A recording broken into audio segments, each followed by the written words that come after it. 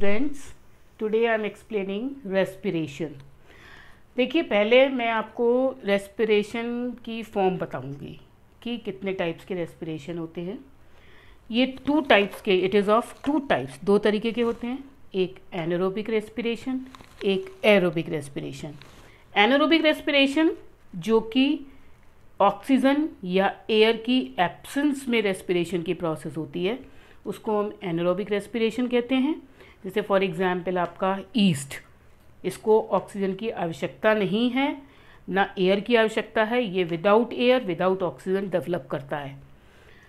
Second हमारा aerobic respiration है। इस प्रोसेस में ऑक्सीजन की प्रेजेंस में ही ये प्रोसेस होता है, इसको हम बोलते हैं एरोबिक रेस्पिरेशन। ये एनिमल्स, ह्यूमन बींग्स, इसमें इस तरीके का रेस्पिरेशन पाया जाता है। और एनारोबिक रेस्पिरेशन में आपको डिफरेंस बताया था। अब देखिए क्या प्रोसेस होता है रेस्पिरेशन के दौरान। हमारा जो भोजन है वो किस फॉर्म में हो गया, अभी तक हमने डाइजेशन में पढ़ा, जो हमारा फूड था वो किस फॉर्म में कन्वर्जन हो गया, उसका ग्लूकोज की फॉर्म में। ग्लूकोज के अंदर क्या होते हैं, 6 कार्बन होते हैं, 6 कार्बन मॉलिक्यूल होते हैं। और ये प्रोसेस जो होता है साइटोप्लाज्म के अंदर होता है। साइटोप्लाज्म आपको पता ही होगा, सेल का स्ट्रक्चर में जो सेल के बाहर, सेल मेम्ब्रेन के अंदर का हिस्सा और न्यूक्लियस के बाहर का हिस्सा, वो कवर्ड होता है एक लिक्विड जेली लाइक मटेरियल के द्वारा, उसको हम क्या कहते हैं, साइटोप्लाज्म। तो साइटोप्लाज्म के अंदर ये प्रोसेस होती है जिसमें कि जो 6 कार्बन मॉलिक्यूल ग्लूकोज के हैं वो किस में कन्वर्ट हो जाते हैं, 3 कार्बन मॉलिक्यूल पायरोवेट में। पायरोवेट में देखिए 3 कार्बन C3H4O3 पायरोवेट का फॉर्मूला है। तो 3 कार्बन मॉलिक्यूल में कन्वर्जन हुआ, कहाँ पे हुआ, साइटोप्लाज्म के अंदर। अब क्या होता है, ये पायरोवेट अलग अलग, यानी कि अगर एब्सेंस ऑफ ऑक्सीजन है या ऑक्सीजन की सप्लाई कम है या ज़्यादा सप्लाई है या प्रॉपर सप्लाई है ऑक्सीजन की, तो क्या क्या प्रोसेस होता है।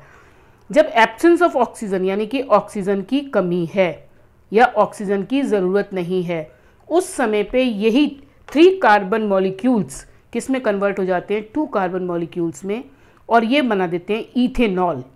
इथेनॉल, कार्बन डाइऑक्साइड और एनर्जी।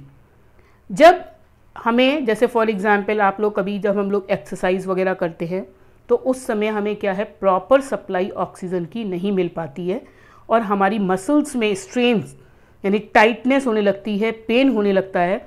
तो उस समय का जो प्रोसेस होता है उसमें क्या होता है, जो पायरोवेट मॉलिक्यूल है यानी 3 कार्बन मॉलिक्यूल किस में कन्वर्ट हो जाते हैं, ये लैक्टिक एसिड में। लैक्टिक एसिड और एनर्जी मिलती है, तो जिस क्वांटिटी में हमें एनर्जी मिलनी चाहिए वो उस क्वांटिटी में एनर्जी नहीं मिलती और हम लोग हाँफना शुरू कर देते हैं। जब प्रॉपर वे में ऑक्सीजन की सप्लाई हो रही है बॉडी को और मिल रही है, वो हमारा प्रोसेस किस में होता है, माइटोकॉन्ड्रिया। आपने सेल में पढ़ा भी होगा, माइटोकॉन्ड्रिया क्या है, हमारा power house of the cell. इसीलिए इसको power house of the cell बोलते हैं, क्योंकि इसमें जो है प्रॉपर पूरा रेस्पिरेशन में जो पायरोवेट है वो किस में कन्वर्ट होता है, कार्बन डाइऑक्साइड, वाटर मॉलिक्यूल और एनर्जी। पूरी एनर्जेटिक होती है, पूरी एटीपी के फॉर्म में हमारे को एनर्जी हमारे बॉडी को मिलती है। कंप्लीट रेस्पिरेशन की प्रोसेस किस में हो रही है, माइटोकॉन्ड्रिया में। अब माइटोकॉन्ड्रिया में जो एनर्जी रिलीज हुई किसके द्वारा, during cellular respiration. Cellular respiration means cell के द्वारा रेस्पिरेशन की प्रोसेस हो रही है, उसको हम क्या बोलते हैं, सेलुलर रेस्पिरेशन। तो वो इमीडिएटली, तुरंत ही यूज़ की जाती है किसको, सिंथेसाइज करने के लिए, एटीपी के मॉलिक्यूल को बनाने के लिए। ठीक है, तो यानी जो एनर्जी रिलीज हुई सेल्स के द्वारा, जो रेस्पिरेशन की प्रोसेस के द्वारा, तुरंत ही उसको यूज़ किया जा रहा है किसके द्वारा, एटीपी के मॉलिक्यूल को बनाने के लिए। क्यों, क्योंकि एटीपी के जो एनर्जी हमारी बॉडी को रिक्वायर्ड होती है, यूटिलाइज्ड होती है हमारी बॉडी के द्वारा, वो किसके फॉर्म में होती है, एटीपी के।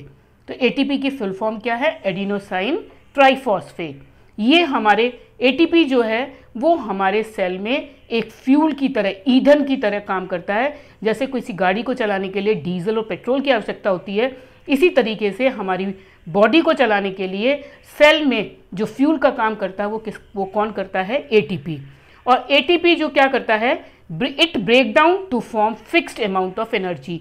जितनी रिक्वायरमेंट है एनर्जी की, उतनी एनर्जी को ही वो तोड़ के बॉडी के रिएक्शंस को या बॉडी के कार्य को या हमारे जितने भी ऑर्गन्स को जितनी भी एनर्जी की आवश्यकता है, उतनी ही आवश्यकता के अनुसार उस एनर्जी को हमारे शरीर में प्रोवाइड करता है। और ये रिएक्शन जो होती है वो एंडोथर्मिक होती है। एंडोथर्मिक मीन्स कि जिसमें कि हीट और एनर्जी दोनों का यूटिलाइजेशन किसके द्वारा हो रहा है? सेल के द्वारा। कोई भी एनर्जी इसमें से या हमारी हीट वेस्ट नहीं हो रही, पूरी बॉडी में हमारे वो सेल उसको यूटिलाइज कर रहे हैं।